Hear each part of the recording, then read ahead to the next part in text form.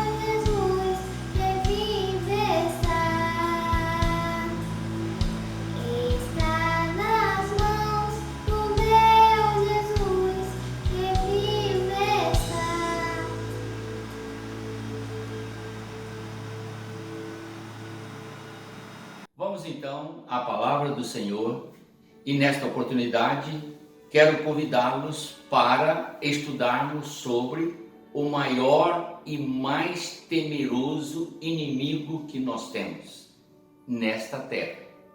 Nos causa pavor, terror, intimidação, nos deixa angustiados, nos traz grandes preocupações constantes.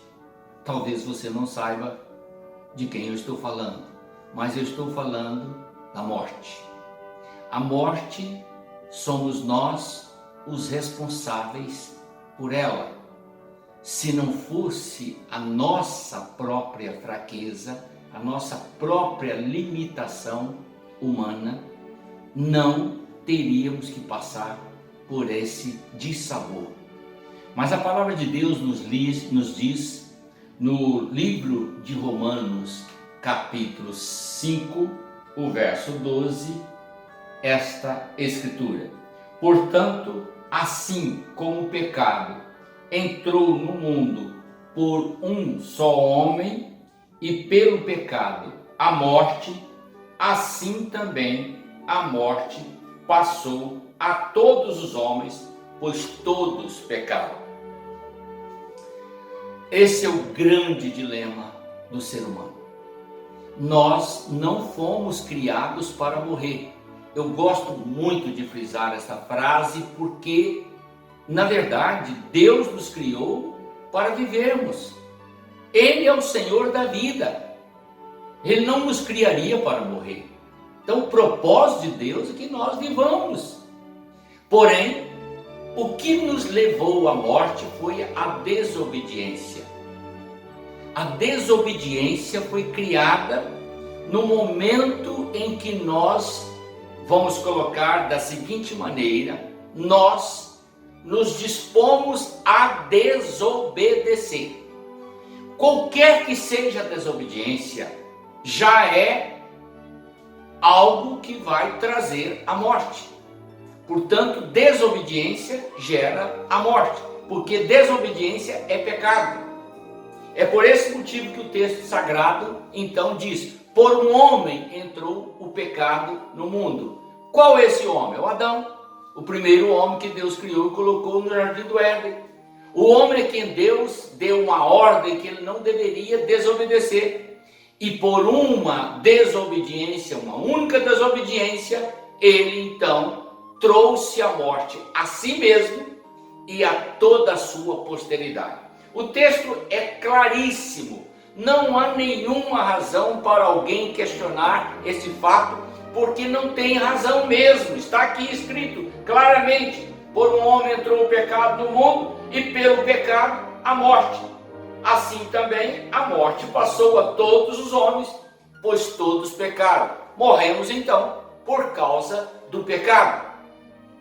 A palavra do Senhor então vai nos dar a segunda intenção desse mesmo propósito que estamos tentando anunciar, que é sobre as questões que nos move e nos atemoriza e nos deixa muitas vezes perdidos, porque a Bíblia declara que tem 3 tipos de morte. Primeira morte é esta morte, a morte física, que foi causada pelo pecado. Então a morte física vem em decorrência do pecado. E como todos pecaram, conforme diz o texto, todos nós vamos morrer. Agora vem a morte espiritual. O que é a morte espiritual? Muitas pessoas não conseguem entender nem fazer diferença entre estas mortes. A Bíblia fala que a palavra morte significa separação.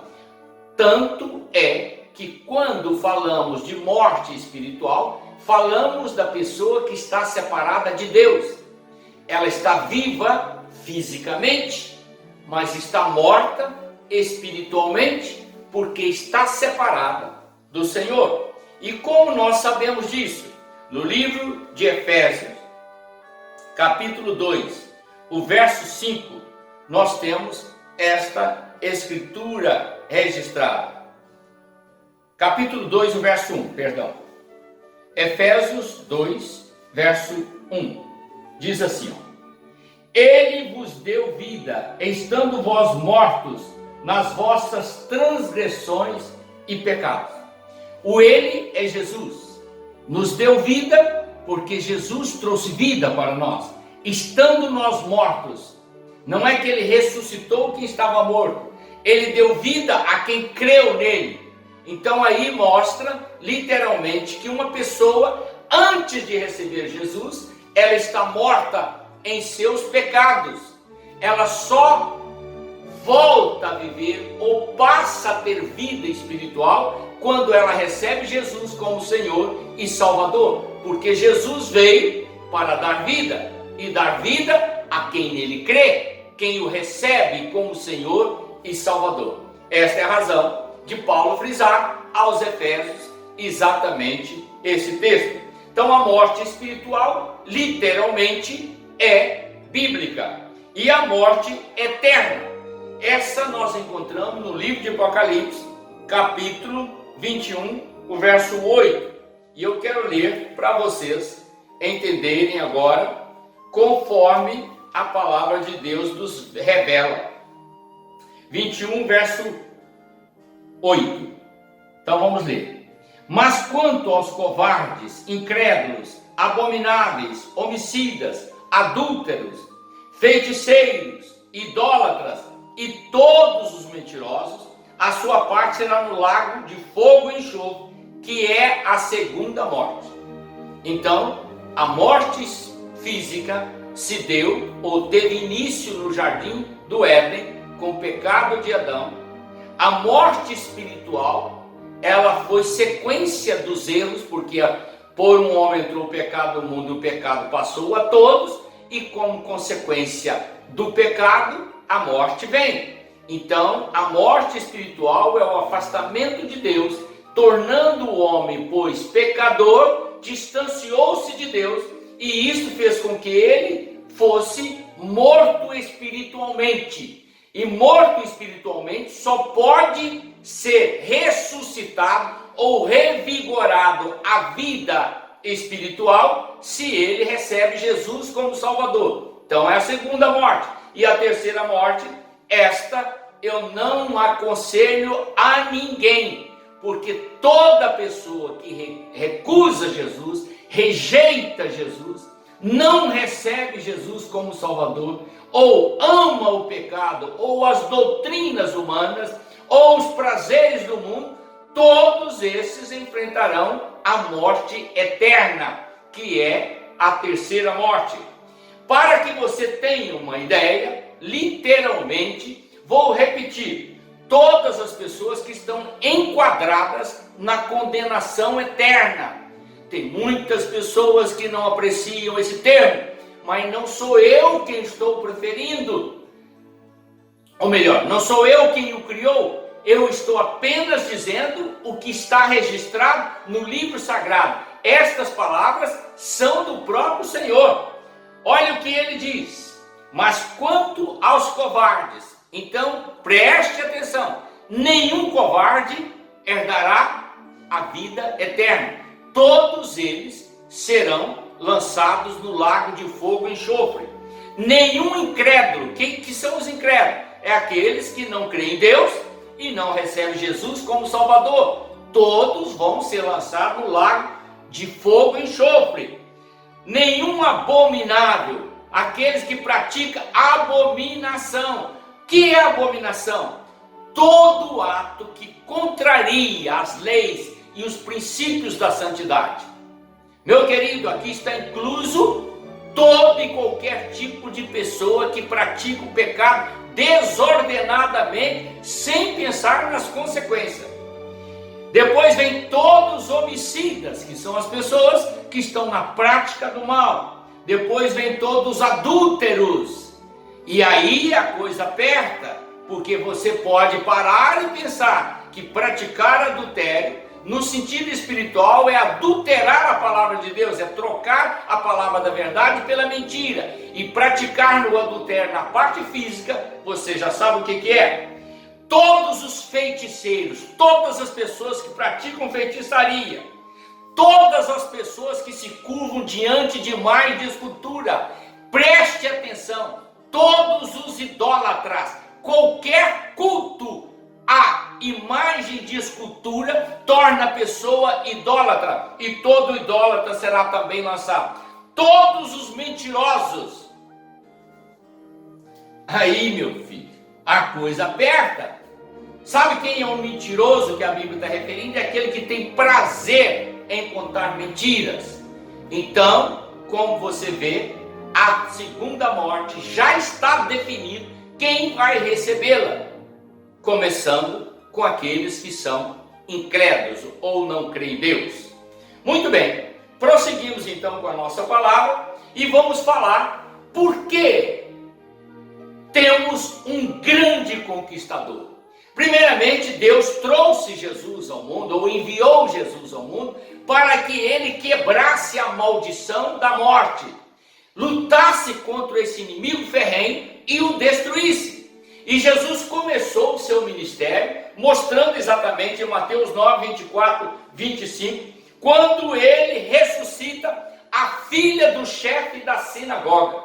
Se você for lá e ler o texto, você vai encontrar, não vou ler o texto agora, mas você pode encontrar o texto, Mateus 9, 24 a 25. Ele foi procurado pelo chefe da sinagoga, que ele disse: Senhor, minha filha acabou de morrer. Jesus foi à casa dele, olhou a menina, ela estava estendida, morta, mas ele disse: ela não está morta. E ele a ressuscitou. Esta foi a primeira batalha que Jesus travou diretamente com a morte, mostrando que ele estava se preparando para uma grande conquista que ia atingir a minha vida e também a sua vida. Logo depois, a palavra do Senhor mostra em Lucas capítulo 7, verso 11 e 25, Jesus encontrando um morto, um jovem que havia morrido, filho da viúva de Naim.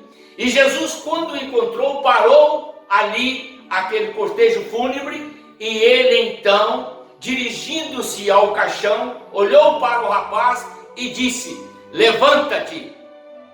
E quando o rapaz levantou e todos os viram conversando com Jesus, ficaram perplexos, porque tinham consciência de que ele estava morto e já o levavam para a sepultura. E Jesus o entregou novamente à sua mãe. Esse rapaz era filho único. Esta foi a segunda batalha travada em nosso favor, em favor da minha vida e em favor da sua vida. Jesus provou então que ele estava disposto a vencer a morte e abrir o caminho da vida para mim e para você. Logo depois nós vamos encontrar em João 11, 43 a 44, há uma batalha um pouco mais forte. Lázaro, o amigo de Jesus, havia falecido e Jesus estava distante, e alguns mensageiros foram chamá-lo. Quando ele volta, já tinha se passado 4 dias, o corpo estava em decomposição. Quero mostrar para você a escala como se deu, porque a menina havia acabado de falecer e Jesus a ressuscitou. O filho da viúva havia morrido no dia anterior e Jesus o ressuscitou. Agora Lázaro estava morto há 4 dias e Jesus o ressuscitou.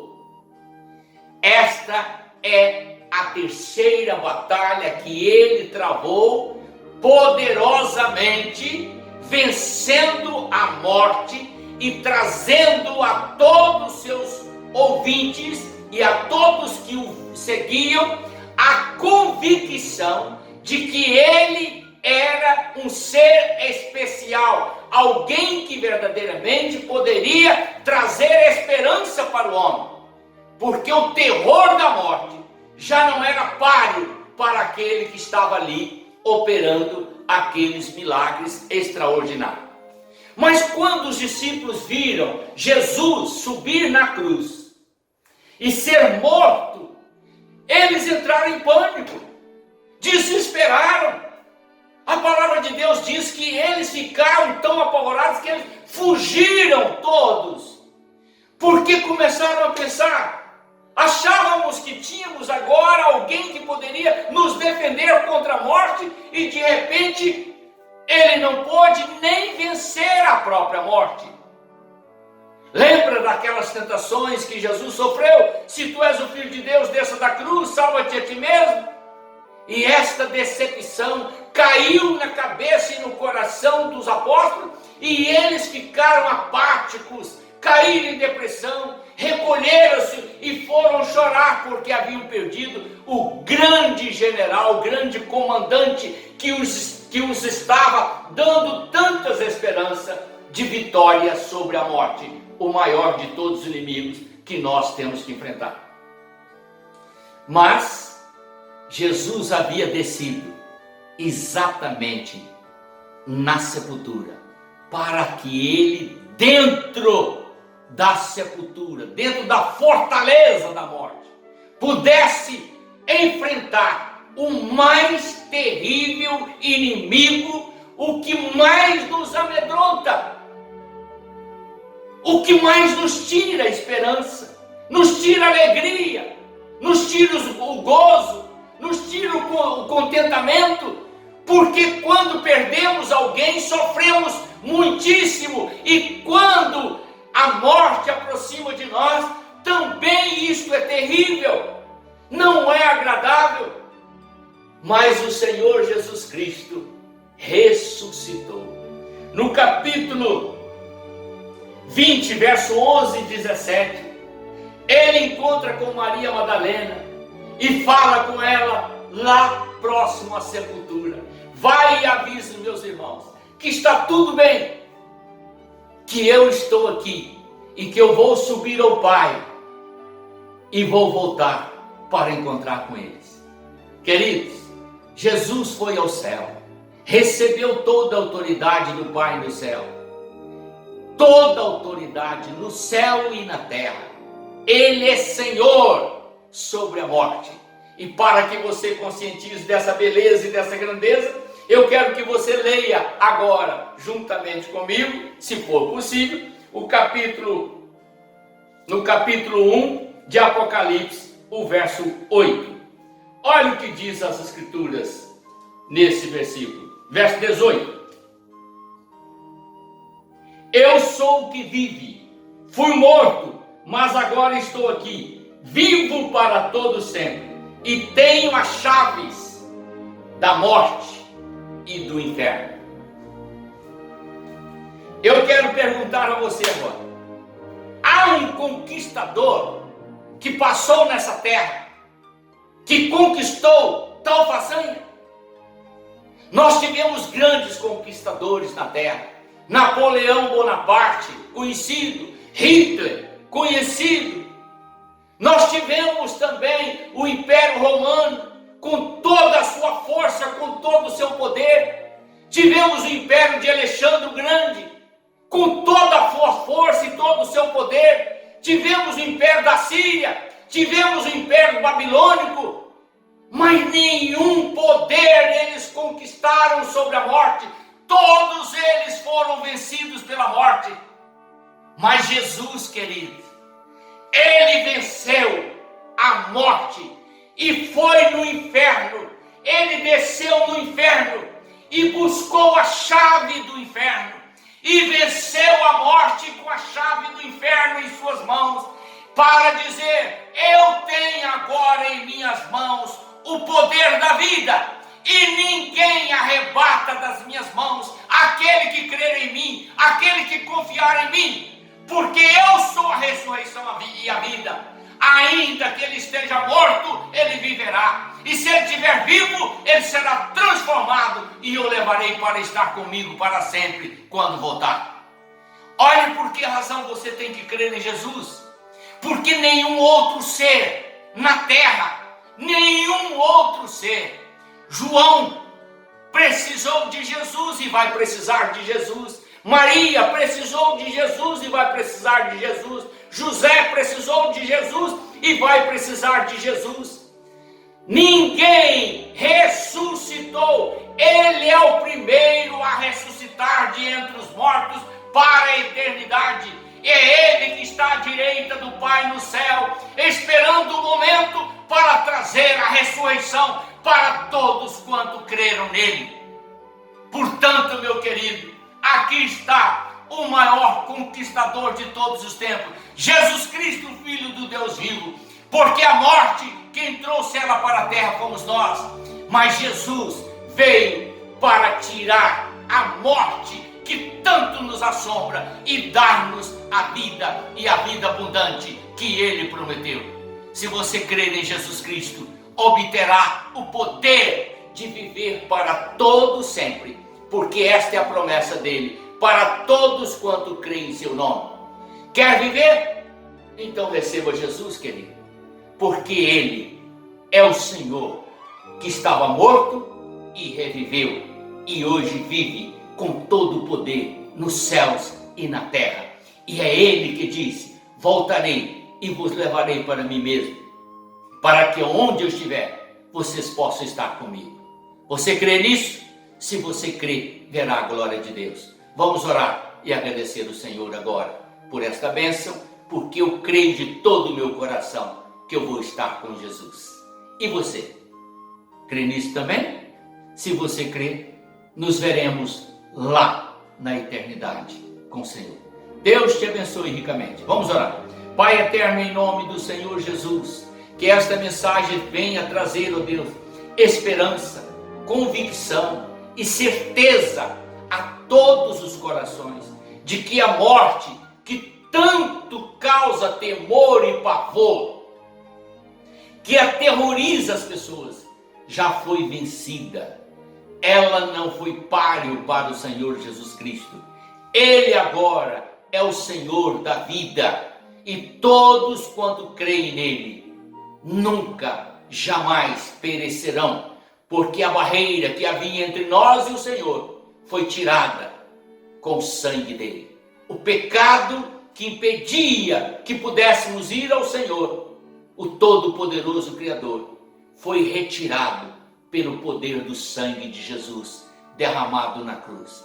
E quanto à morte, Senhor, temos que temê-la de forma alguma, porque Jesus disse que aquele que crer nele não morrerá, mas passará da morte para a vida. Saindo deste mundo, estaremos com o Senhor para todo sempre. Que assim seja, e que o teu nome seja exaltado e bendito entre todos aqueles que creem. É a minha oração, em nome do Senhor Jesus. Amém.